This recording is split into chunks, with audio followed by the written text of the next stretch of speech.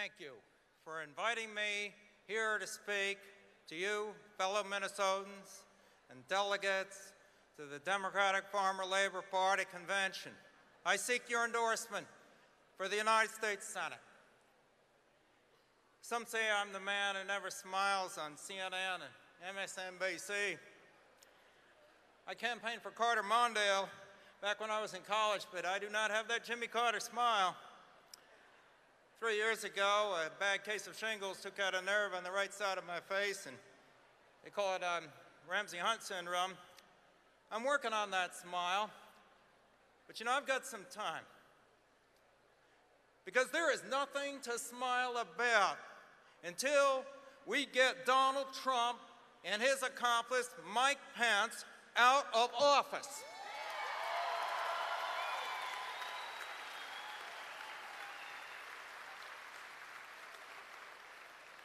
In January, my top priority as a senator will be investigating the bribery and other high crimes and misdemeanors that have taken place in this administration and holding those accountable for their actions, responsible, and, if necessary, impeached and removed from office. Every single one of them. And if your plan is to suffer through the Trump-Pence regime until January 2021, until after the voters have decided in November of 2020, I will disappoint you. If your plan is to continue Al Franken's efforts to put a stop to the Trump administration's illegal and unconstitutional acts, I'm going to do just that.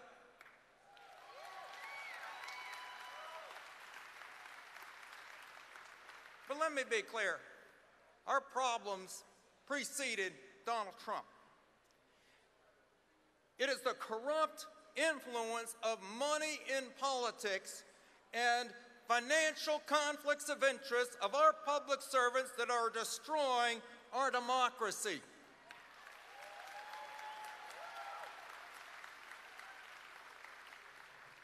The Supreme Court of the United States has torn apart our Constitution and given corporations the free speech right to bribe our politicians with PACs and super PACs and dark money organizations. Meanwhile, we have the President of the United States, representatives and senators holding massive positions in real estate, in energy companies, in healthcare companies, in defense contractors, while they vote on the floor of the legislature or make decisions in the White House that affect their very own financial interest. Conduct that would be a felony if committed by anyone in the executive branch, except, of course, the president and the vice president, because they're special. Well, the system is corrupt and represents the moneyed interests rather than the people. And it's here I'm going to draw a line in the sand. We must henceforth say no more.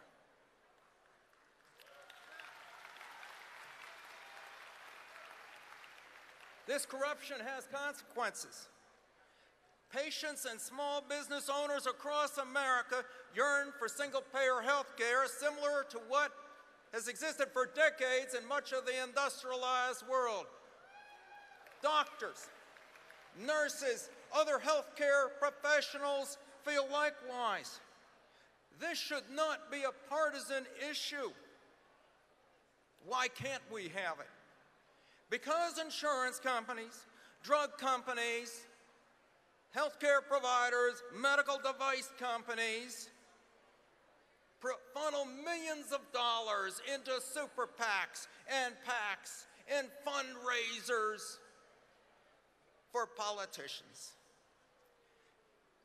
Members of Congress of the United States House and Senate own vast holdings of stock in those very same companies.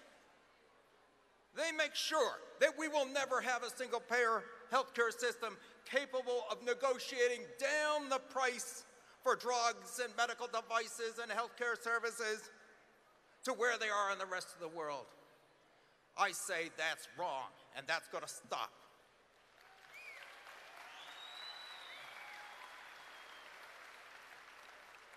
Look what's happening to our planet. Climate change threatens the future of human civilization, but we do nothing. Rational solutions such as a carbon tax are ignored. Our government instead subsidizes the fossil fuel industry. Why is this? Because fossil fuel companies plow millions of dollars into PACs and super PACs and dark money organizations, because members of the United States House and Senate own stock in fossil fuel companies while they are voting on matters that affect fossil fuel companies, because our system is corrupt. And of course, so is our president.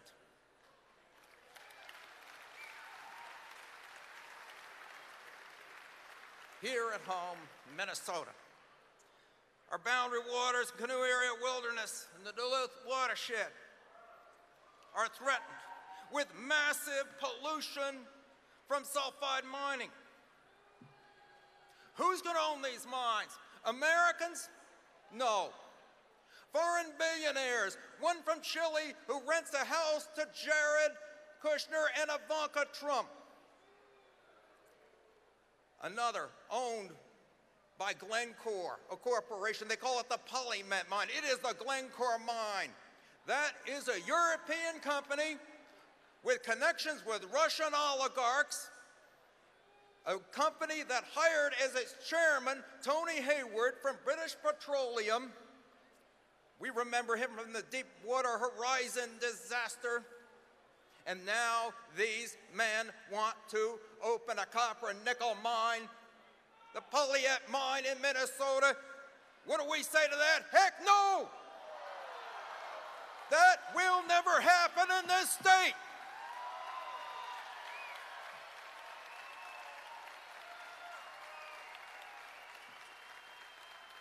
Why do so many Minnesota politicians of both parties support these dangerous mines?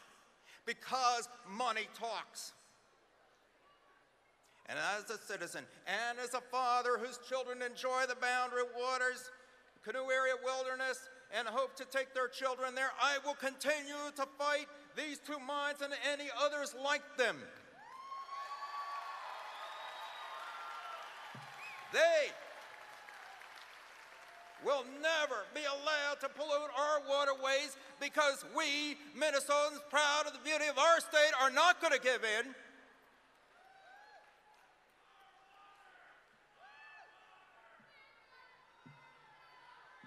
Our fight against crony capitalism, something very different from genuine entrepreneurship, extends beyond our battle to protect our waterways.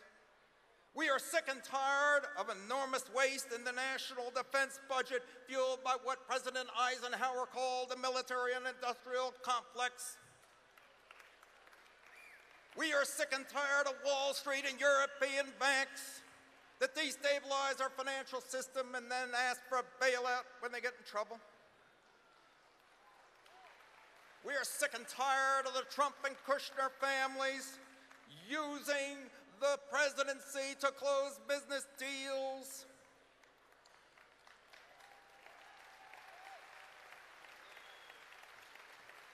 We are sick and tired of the National Rifle Association, as I called it 6 years ago in an editorial in the New York Times, a protection racket. That's what it is. And now we see Russian money in the National Rifle Association. They are murdering our children, and we are going to put a stop to that. All of these are examples of crony capitalism, vested interests, using high-level connections with politicians to raid the public coffers, to manipulate the legislature, and to rob us of the government we deserve. Now, I know this Senate seat was held by Paul Wellstone. That places enormous expectations on whoever is elected. Well, I believe Wellstone would have been an early, bold, and intelligent voice against Trump and Pence and all that they represent. That is where I stand. He would have fought against big money, special interest, influence in politics, and conflicts of interest in the United States Congress. And that is where I stand. He would have voted against huge tax cuts for corporations in the top 1%. And he certainly would not have held stock worth millions of dollars in energy companies or healthcare companies affected by his votes on the Senate floor. And he would never let their CEOs raise money for them because he stood with the people of the state of Minnesota. And that is where I stand. Wellstone would have fought against giving hundreds of millions of dollars to NFL sports team owners who are billionaires while children are homeless. On our streets, our teachers are underpaid, or our schools are in disrepair. He would have fought to protect our waterways from sulfide mining. And this is where I stand. He would not have been beholden to insurance companies, drug companies, medical device companies, and would instead be leading the fight for single-payer health care. That is where I stand. As Wellstone said, if we don't fight hard enough for the things we stand for, at some point we have to recognize that we don't really stand for them. And I know that Wellstone would never, ever treat it from a debate. There will be debates in this race,